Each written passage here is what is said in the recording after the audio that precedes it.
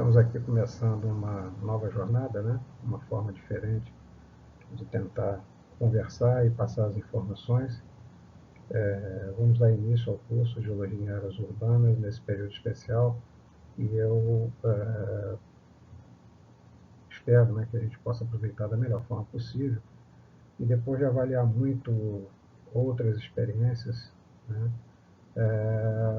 eu entendo que a melhor forma de fazer isso é nós apresentarmos as sequências de aulas sob forma de vídeo, como eu estou fazendo nesse momento, colocar esse vídeo à disposição de vocês em canais variados para que vocês possam ter acesso a eles, torcer para que vocês assistam o vídeo e nos dias marcados para as atividades assíncronas, que no nosso caso corresponde à segunda-feira, né, no período de 8 às 12, nós marcaríamos um encontro de 1 hora, possivelmente ali estou sugerindo que seja a partir de 9h30 até as 10h30, para que a gente conversasse sobre as dúvidas que pudessem ter surgido a partir do momento em que vocês tenham assistido e tenham, enfim, colocado qualquer absorvido, entendido ou não entendido, para que a gente fizesse alguma discussão sobre cada ponto. Evidentemente que essa primeira aula é muito mais uma apresentação do que vamos lidar, né? Mas aí a partir dos próximos tópicos aí nós estudaríamos casos específicos, cada um deles com uma característica específica, né? E aí nesse caso a gente teria algo mais a discutir, tá? Eu espero que isso dê certo, tá bom? Para mim está sendo uma coisa nova também, assim como acredito para vocês.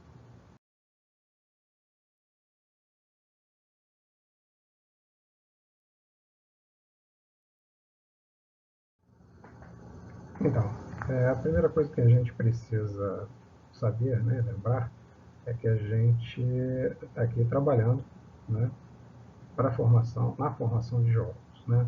A gente não pode esquecer nunca que a nossa visão, o nosso olhar, as nossas ideias e as informações que nós vamos passar para os demais profissionais que vão estar atuando junto conosco, tem de ser necessariamente aquelas associadas àquilo que nós dominamos, que é a geologia. Então a gente não pode esquecer que trabalhando em área urbana ou trabalhando em qualquer outro lugar, o que se espera de nós é a informação geológica, certo? Ela é determinante, né? E somos nós, em última instância, que podemos efetivamente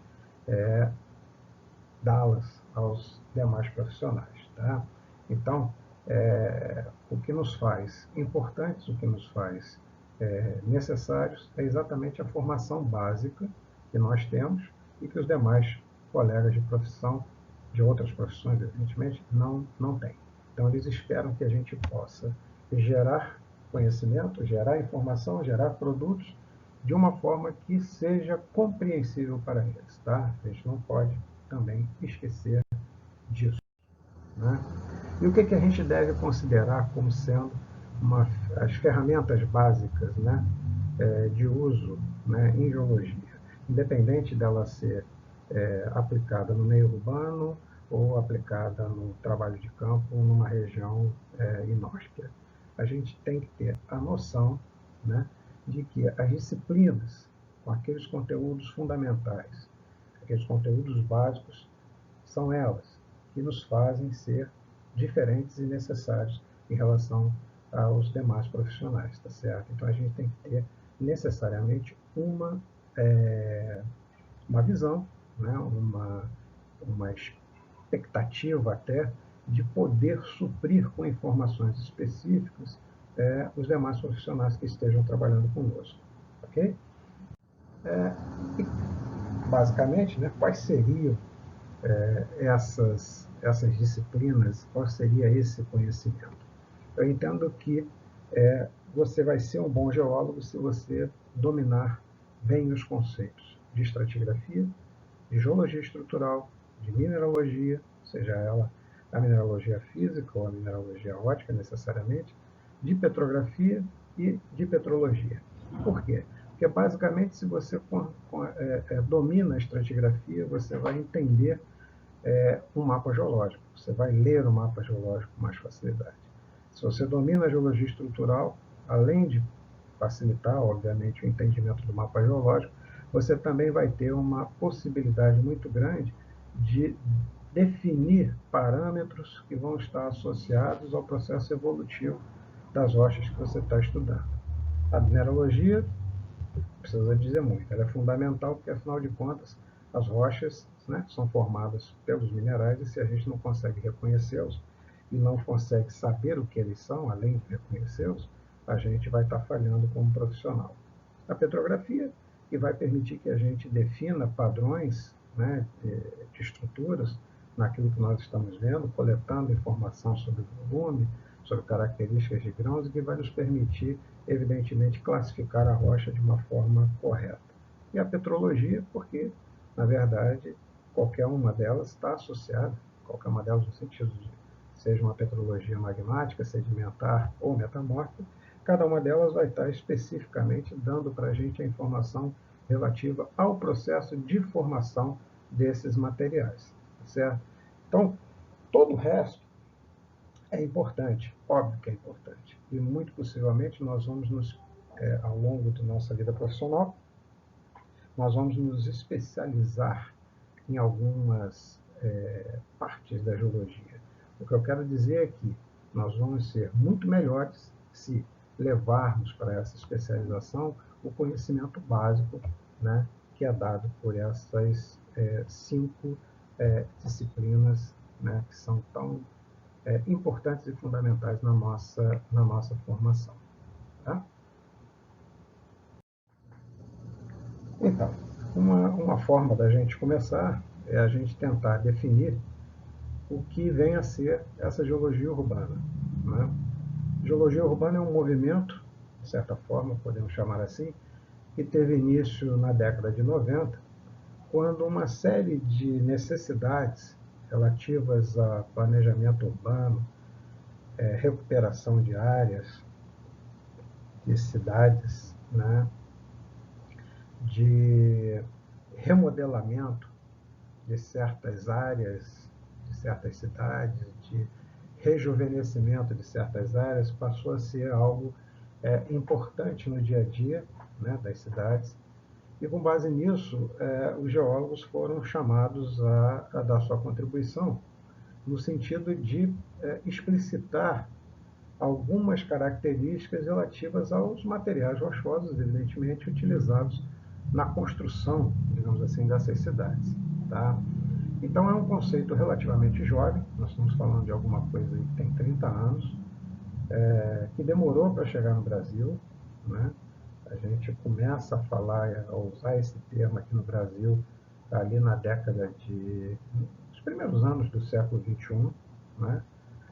Antes disso, haviam 2 ou 3 pesquisadores, eu aqui no Rio, um em Belo Horizonte, um em São Paulo, que meio que tratávamos um pouco dessa questão, mas nada muito ainda definido. A partir dos primeiros anos do século XXI, né, tanto no início dos anos 2000, aí o conceito começou a ser mais aperfeiçoado, a utilização passou a ser mais intensiva e, necessariamente, as adaptações às características, né, urbanas brasileiras também foram realizadas. Tá?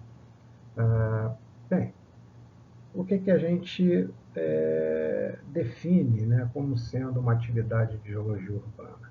É, basicamente, a nossa capacidade, né, de usar uma metodologia de domínio do campo da geologia, evidentemente, que permita a aplicação desses recursos geológicos, adaptados à utilização ao meio urbano. Né? Isso parece uma coisa simples, mas é mais complicado do que pode parecer, tá? Porque implica numa necessária revisão, de certa forma, de alguns mecanismos que a gente usa de uma forma muito direta. Né? Por exemplo, Evidentemente que nas escolas de geologia a gente aprende a mapear, né? Mas a gente aprende a mapear onde? A gente aprende a mapear em áreas distantes, né? Em áreas onde o trabalho de campo não envolve necessariamente áreas urbanas. Então a gente trabalha em escalas de 1 para 10 mil, 1 para 20 mil, 1 para 50 mil. Né? Essas escalas, por exemplo, do ponto de vista do trabalho da geologia urbana, elas são absolutamente irrelevantes. Aqui, quando a gente cai dentro das cidades, a gente vai trabalhar em escalas de um detalhamento muito maior. Nós vamos trabalhar em escalas de 1 para 1000, 1 para 2000, 5000 já é uma escala que a gente considera regional, né, para o meio físico urbano. Então, essa é uma adaptação. Tá? Então, há uma série de outras questões que a gente precisa necessariamente ajustar para que aquele nosso trabalho tenha uma utilização boa por parte dos demais profissionais que dele necessitam. Tá? Então, além dos ajustes, né, de escalas que eu acabei comentando, a gente precisa também mudar a nossa linguagem. Né? A linguagem geológica é uma linguagem hermética, né? Ela basicamente é compreendida por geólogos. E isso eu venho debatendo e falando ao longo aí dos últimos anos, isso é uma grande bobagem. Né? Na verdade, a gente precisa levar essa informação de forma que as pessoas compreendam. A gente produzir trabalhos que só nós conseguimos entender, ler, compreender e utilizar é uma perda de tempo. Né? É uma perda de tempo e demonstra uma certa incapacidade nossa de interação com as demais áreas profissionais, criando aí um nicho, né, de certa forma isolacionista, que não leva a gente, do ponto de vista profissional, a absolutamente lugar nenhum. Na verdade, se nós não nos fazemos compreender, evidentemente a nossa informação ela acaba sendo desnecessária, porque vão existir outros mecanismos, vão existir outras possibilidades de obter aquela informação, talvez não de uma forma tão apurada quanto aquela que nós poderíamos dar. Então, o ajuste da linguagem é definidor, né, nesse processo. E a gente também precisa aprender a vender essas informações. Né? E a venda das informações não é só aprender a quantificar o valor daquilo que a gente produz. E a gente não faz isso muito bem até os dias de hoje. Mas não é disso especificamente que eu falo aqui. A venda das informações é como nós vamos apresentar essas informações geológicas de forma, né, que o profissional que está do outro lado, que na maior parte das vezes pode ser um engenheiro, pode ser um arquiteto, né, pode ser um geógrafo, pode ser um agrônomo, como é que ele vai entender o que a gente está dizendo? Imagina se a gente pega um trabalho que a base foi a geologia estrutural e a gente passa para ele a ideia de que ele tem que ter atenção aos sigmoides, a delta não sei o que, a quanto o grão de quartzo deformou, qual é o coeficiente de deformação. Pô, em 2 minutos o cara já vai estar se jogando pela janela, né? Até porque muitos de nós, com menos tempo, a gente já tem essa vontade de se jogar pela janela. Então, esse não é definitivamente um jeito correto de vender. Então, a gente tem que, a partir do ajuste da linguagem, vender melhor esse material de forma que seja compreensível por aqueles que vão utilizá-lo, tá certo? Então, esses três ajustes, eles são determinantes para o sucesso no trabalho em geologia urbana, tá? Bom, essa história, ela começa, como eu falei, de uma forma até improvisada, lá nos idos de 1989. A cidade do Rio de Janeiro tinha passado por uma catástrofe ambiental em 88, a cidade tinha sido totalmente destruída, né, pelas chuvas, e havia todo um processo de reconstrução dessa cidade e nós fomos chamados a colaborar, porque o tamanho do problema era tão grande que optaram por entregar a tarefa, né, desse replanejamento da cidade, do plano da cidade, a gente que tinha pouca experiência. Então, eu era um recém-formado, eu tinha 4 anos de formado, e a média de idade do povo que montou aquele grupo de trabalho era basicamente a mesma que eu tinha. Reunimos um grupo de geólogos, geógrafos, arquitetos, sociólogos, jornalistas, arquivistas, matemáticos, enfim, era um grupo bastante grande, bastante eclético, e começamos a desenvolver um projeto capitaneado por uma empresa que nos contratou para fazer isso e que era, evidentemente, contratada pela Prefeitura do Rio de Janeiro para produzir aquilo que ficou conhecido como um mapa de suscetibilidade a risco. Então, dentro de um programa de refinanciamento de dívidas e de empréstimos que a cidade tinha conseguido através do Banco Mundial, havia necessidade de se fazer isso. E essa tarefa, entendida como menor pela maior parte das pessoas, foi entregue a nós e, a partir daí, a coisa começou a andar. Então, como eu falei, em 89, formou-se esse grupo de trabalho capitaneado pela Fundação GeoRio, né? E o objetivo final era a produção do mapa de suscetibilidade de risco, ou seja, um mapa que apresentasse as principais áreas de risco da cidade. Mas foi feito muito mais.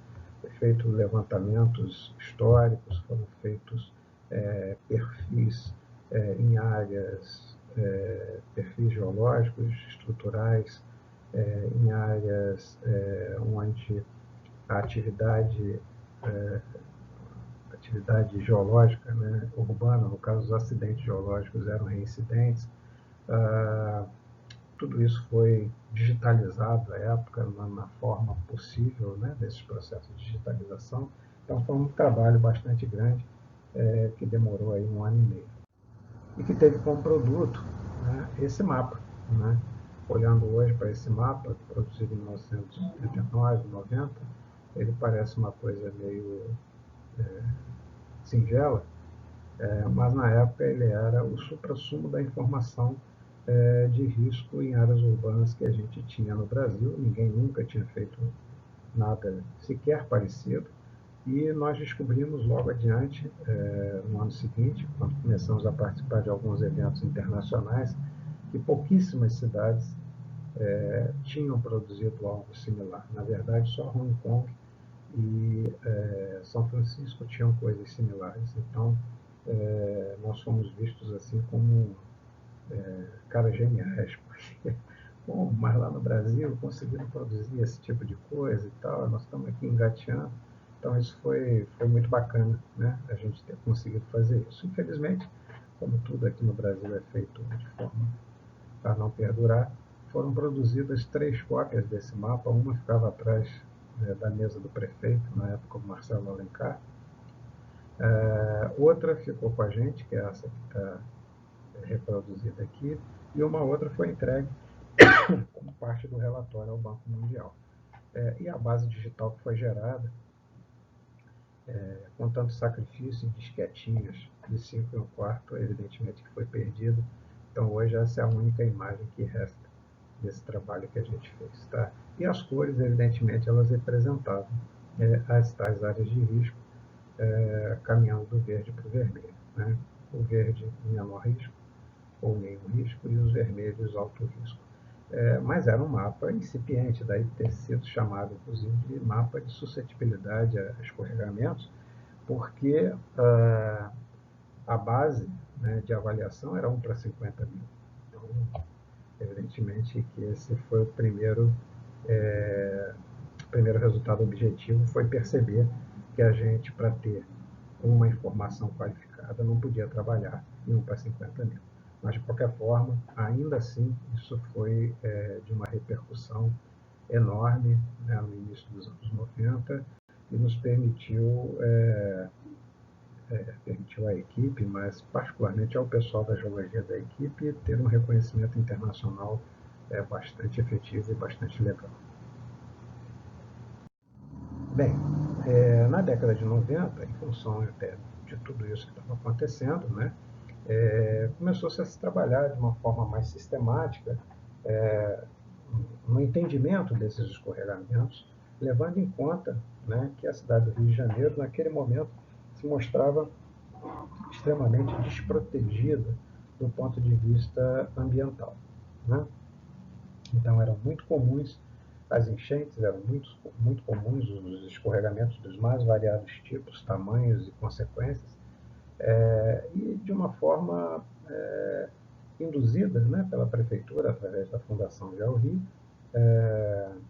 nós fomos levados a fazer um trabalho um pouco mais sistemático, né, no sentido de reconhecer os mecanismos de detonação, as formas de escorregamento, enfim, trabalhar efetivamente no sentido da definição desses escorregamentos. Tá? E como consequência disso, já então entrando aí no início do século XXI, né, em 2001, nós tivemos a oportunidade de participar de um projeto fantástico e pioneiro, né, financiado pelo Pronex, que foi um grupo de trabalho montado lá na PUC, no Departamento de Mecânica das Rochas, que reuniu cerca de 30, 32 profissionais de características completamente diferentes, localizados em 7 estados brasileiros diferentes, para trabalhar o conceito de geotecnia ambiental, né? E foi muito profícuo, foi um trabalho muito legal. A gente teve uma repercussão do ponto de vista de aprendizado enorme. Conseguimos definir uma série de conceitos que até ali não estavam muito claros, e com isso nós conseguimos homogeneizar. E principalmente, talvez a coisa mais importante, pelo menos para mim, que participei, foi aprender a passar a informação para o pessoal de engenharia. Né? Eu lembro que nas primeiras reuniões, por exemplo, que nós fazíamos sistematicamente a cada 6 meses, reunindo todo o grupo, um brainstorm aí, que levava de quinta a domingo. Eu lembro que a minha primeira apresentação eu simplesmente não sabia o que falar para eles.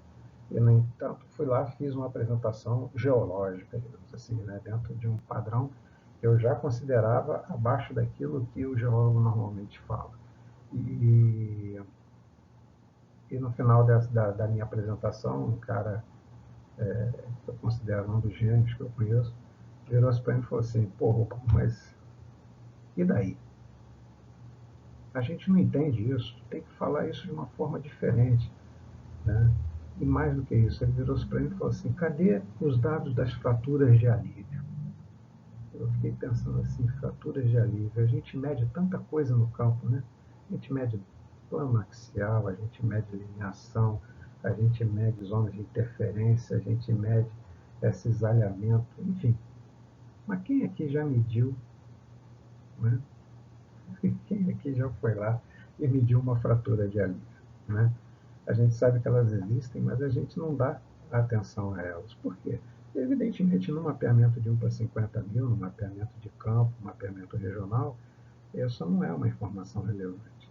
E, no entanto, essa é uma informação absolutamente determinante, dentro da área da geologia urbana, porque, afinal de contas, as fraturas de alívio são exatamente nos espaços que elas geram, por onde vai percolar o material, é por onde vai percolar a água, é por onde vai se dar o processo erosivo e, na maior parte das vezes, onde vai se instalar, né, o plano de escorregamento. Né? Essa foi uma lição que eu aprendi, e a partir daí eu passei a conversar mais com esse pessoal para entender exatamente qual era a necessidade deles. Né? E a partir da necessidade deles, eu passei então a produzir os dados de uma maneira mais voltada para essas necessidades. Isso foi um aprendizado e foi uma compreensão muito legal que me permitiu dialogar com eles até hoje. Né? Até hoje eu trabalho com esse pessoal, até hoje eu tenho a oportunidade de trabalhar com o pessoal da PUC, orientar alunos lá. Então, foi uma coisa profícua, né? Sem dúvida que foi.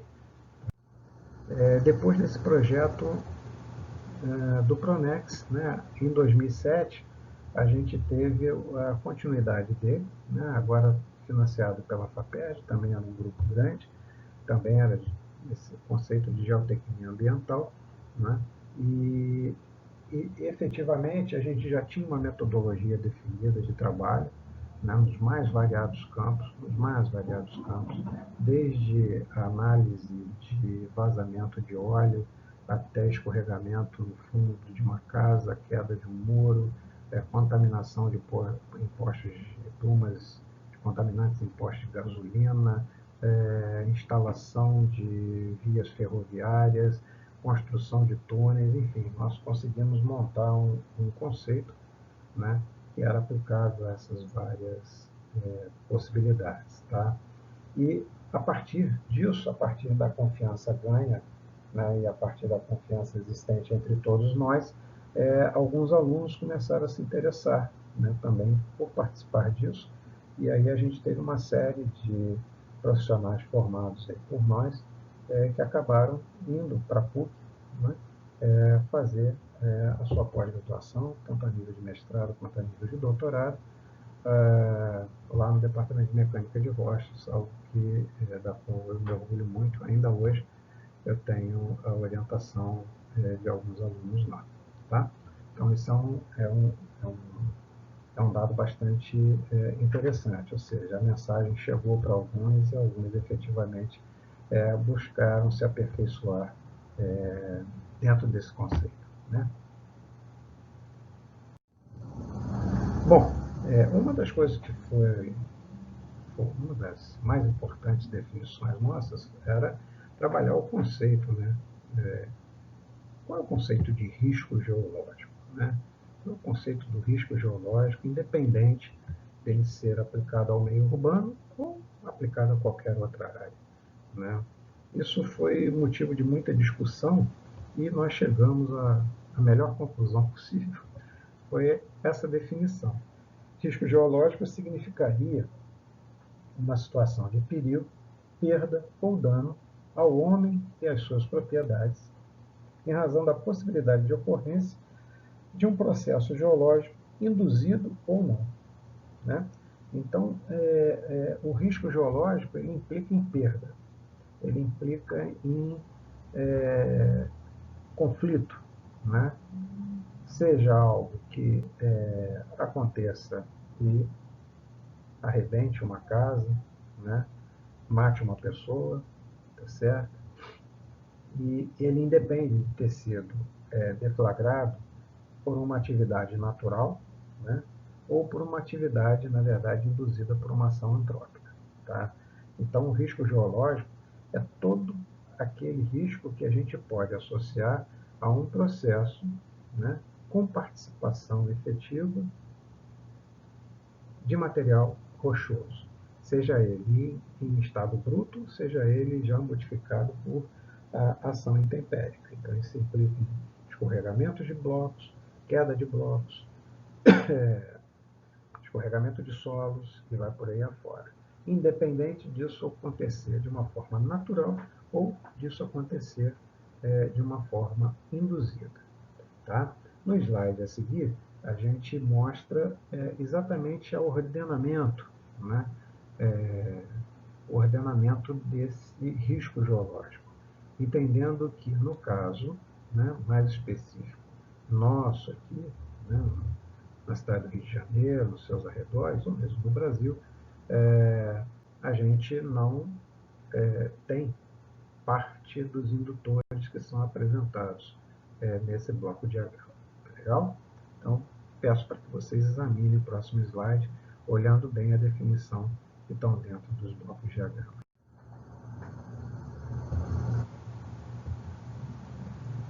Então, os riscos geológicos, evidentemente, eles se enquadram dentro daquilo que nós podemos chamar de riscos físicos, né? E no caso nosso, específico, né, nós podemos dividi-los em exógenos e endógenos. Né?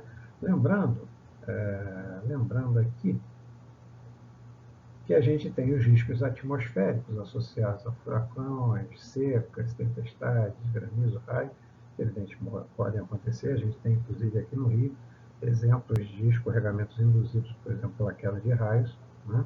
E a gente tem também os riscos hidrológicos, né, associados a enchentes, alagamentos e inundações. Os geológicos específicos, eles podem ser subdivididos em duas partes. Os endógenos, né, terremotos, vulcanismos e tsunamis, que não são comuns ao território brasileiro, né, e os exógenos, que são aqueles associados a escorregamentos e a todos os processos correlatos, né, que vão desde erosão, assoreamento, subsidência, colapso de solo, solos expansivos e vai por aí afora, e que causam uma enormidade de problemas no território brasileiro, incluindo aí grandes catástrofes, como nós tivemos, né, recentemente não, já faz aí uns 10 anos, lá em Petrópolis, né, na região da Serra de Petrópolis, no Friburgo, Teresópolis. Tá?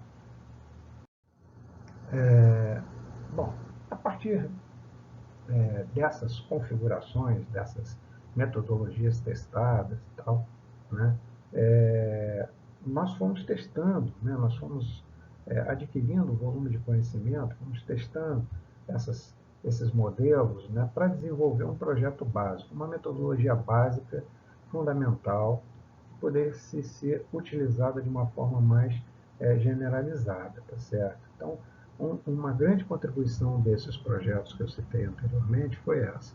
Foi a possibilidade de nós testarmos uma série de possibilidades, uma série de mecanismos e definirmos com isso uma metodologia utilizável, né, de uma forma geral. Então a gente tem uma base montada e a partir dessa base, então a gente vai para o caminho, vai buscar o caminho específico. Tá? Essencialmente, né, a gente chegou a uma conclusão que a contribuição da geologia nessa atuação urbana mais específica, ela tem como objetivo, primeiro, caracterizar químico-mineralogicamente os produtos das alterações presentes nos maciços rochosos. Tá?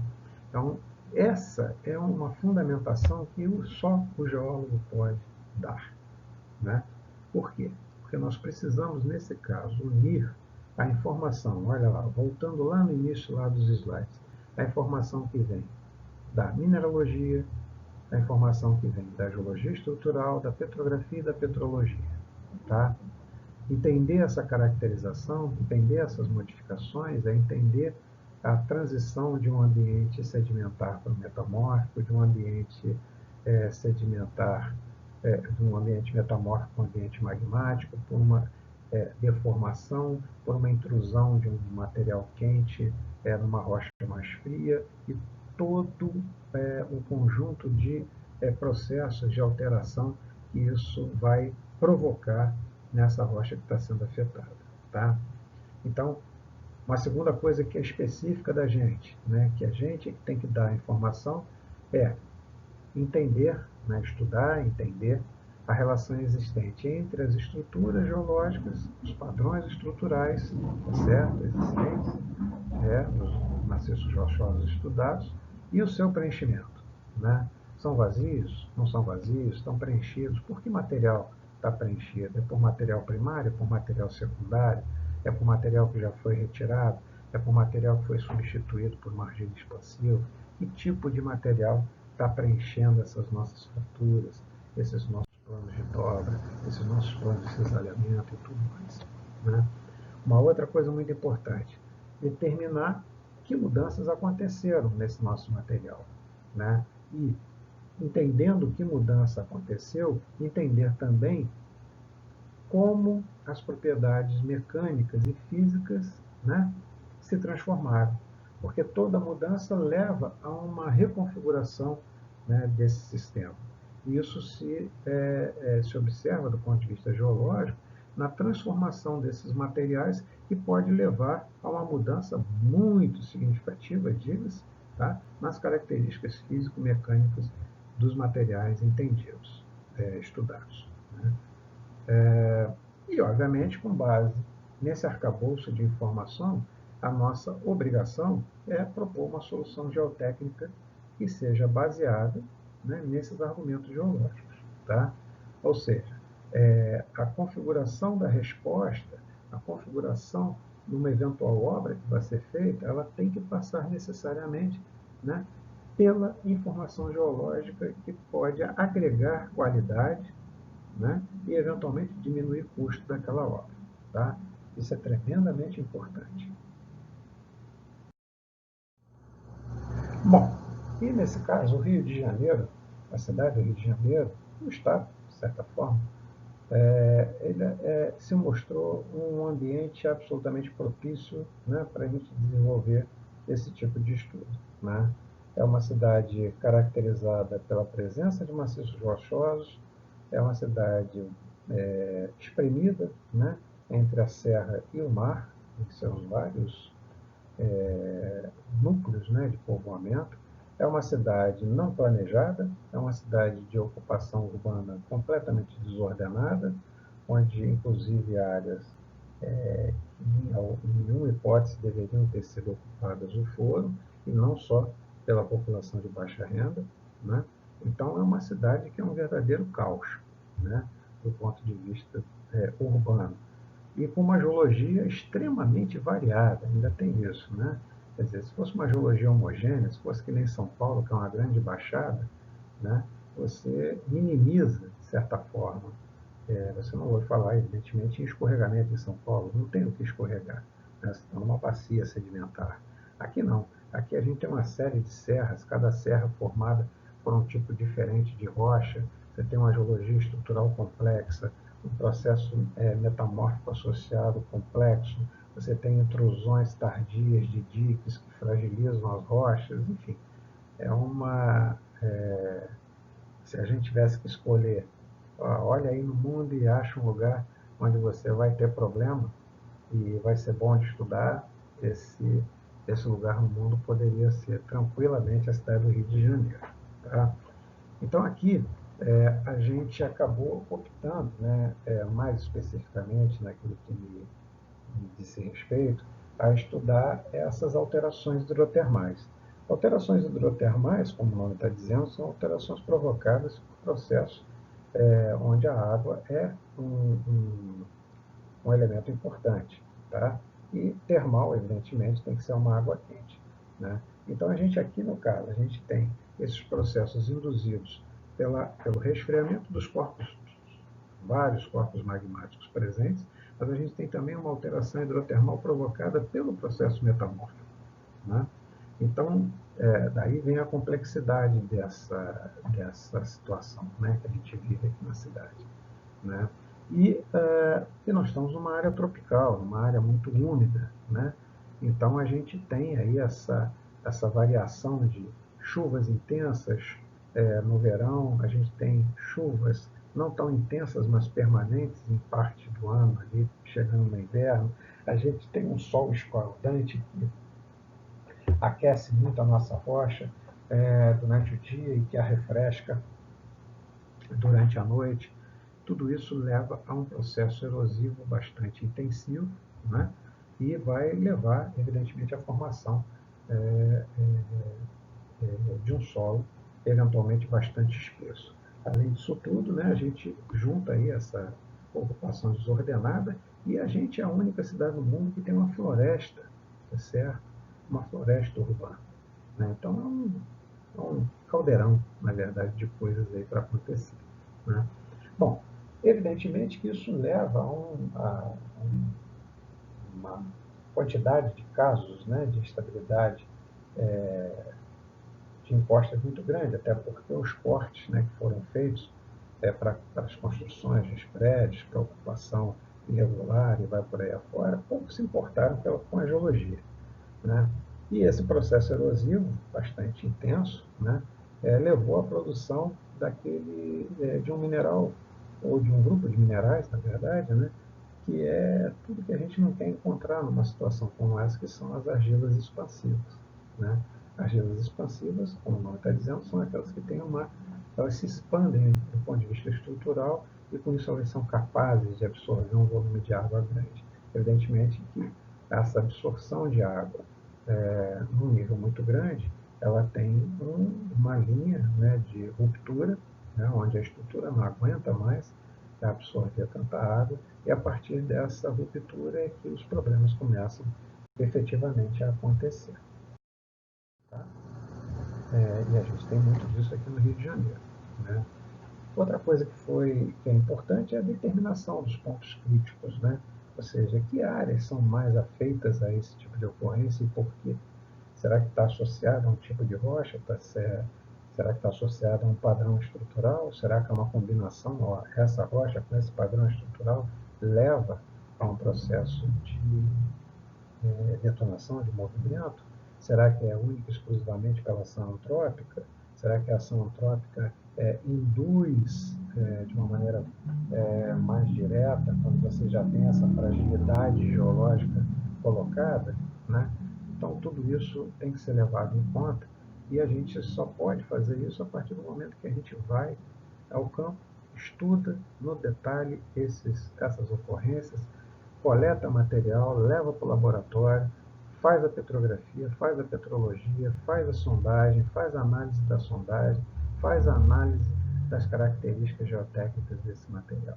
É esse conjunto de informações que vai permitir a gente ter uma ideia mais clara, mais objetiva, mais direta, né, daquilo que ocorreu naquele ponto.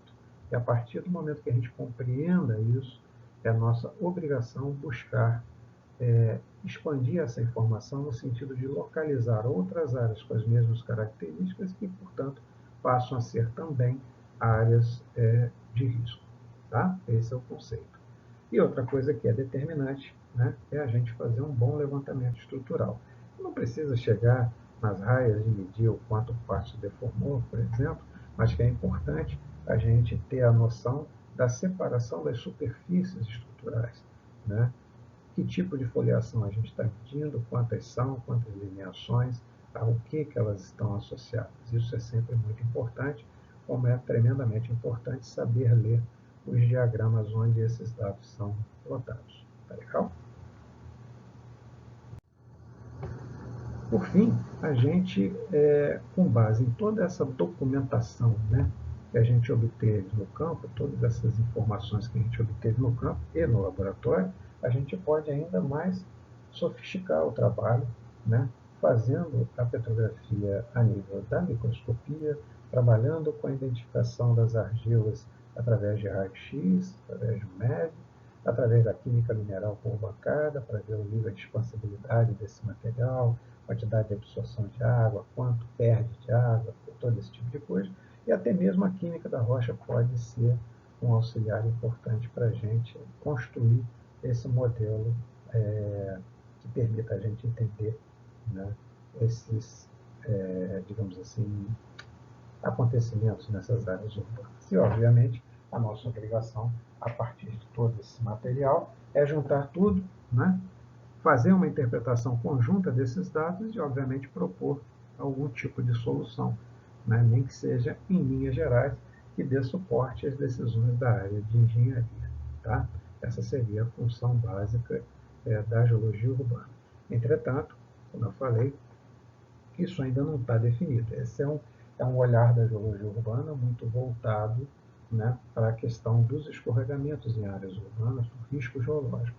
Uma outra vertente de trabalho na geologia urbana é aquela que deriva para a manutenção e auxílio na interpretação dos monumentos, do patrimônio, né, geológico construído.